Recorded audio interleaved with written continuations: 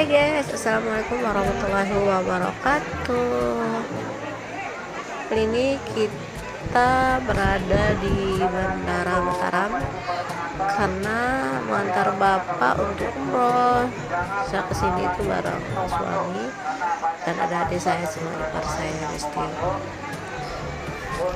Bapak itu sudah berada di ruang tunggu, sudah masuk ya Besti, kita tidak bisa masuk, jadi kita di luar saja. Pesawatnya itu paling berangkatnya itu jam 11 ya, 10 atau jam 11 sudah terbang ya menuju ke Kuala Lumpur, dan selamat sampai tujuan ya Besti ya.